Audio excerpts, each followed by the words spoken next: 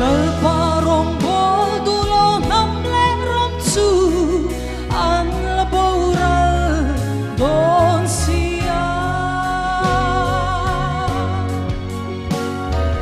ramle nam din chua na bulbui ber chu Krista chan chin cha shil hi ani có vẻ sum lệ bai hậu sát na te hi rei lo te an aralang ma sei swat chan chin shil tu te chu an nung reng anga an boral lovang lal parong bol tu lo ngam le ram chu an la boral don sia ram le nam din chua na bul bui ber chu Krista chan chin cha shil hi ani kan nom dan le kan che cha te hian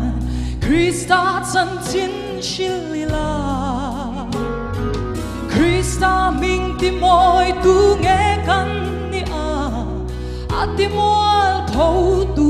mai mai zok le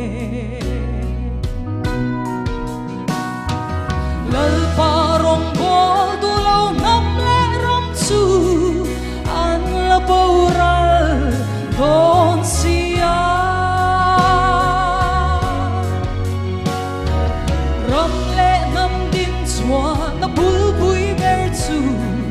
Krista chan chin cha shil hi ani ram le nam hi imangai ani chuan Krista chan chin shil mai ro ram le nam mangai tu tak tak te chuan Krista chan chin hi shil zero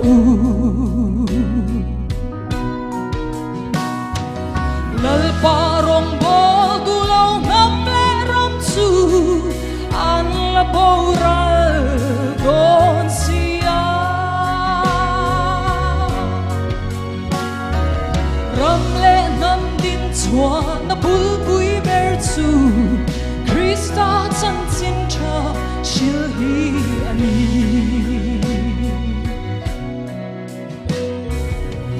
lal paro bui ber ro se kalome